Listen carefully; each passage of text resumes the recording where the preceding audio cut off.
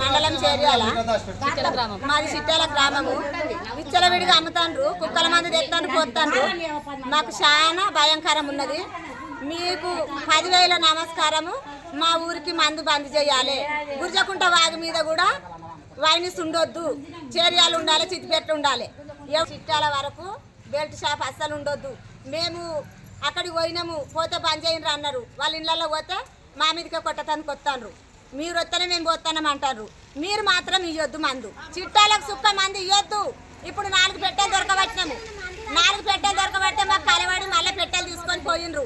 మీరు ఎందుకు, మీ రాజకీయం ఎందుకు మమ్మల్ని చంపేతందుక?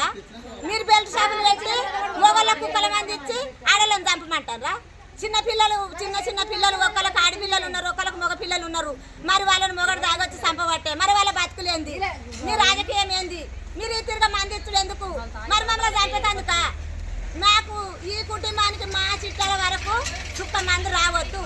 మీరు ఇప్పటికైనా కానీ మా చిట్టాలకు మందు వస్తే ఎవరైతే మందుకు వస్తారో వాళ్ళకి శిక్ష చేయాలి.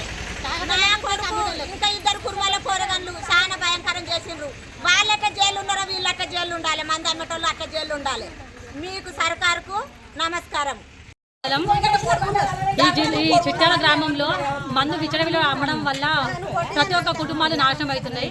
వాళ్ళు తాగి పిల్లలను పెళ్ళాలను ఎటు అనేది అర్థం కాకుండా వాళ్ళు మరీ అసభ్యకరంగా ప్రవర్తిస్తున్నారని మేము గవర్నమెంట్కు విజ్ఞప్తి చేస్తున్నాము.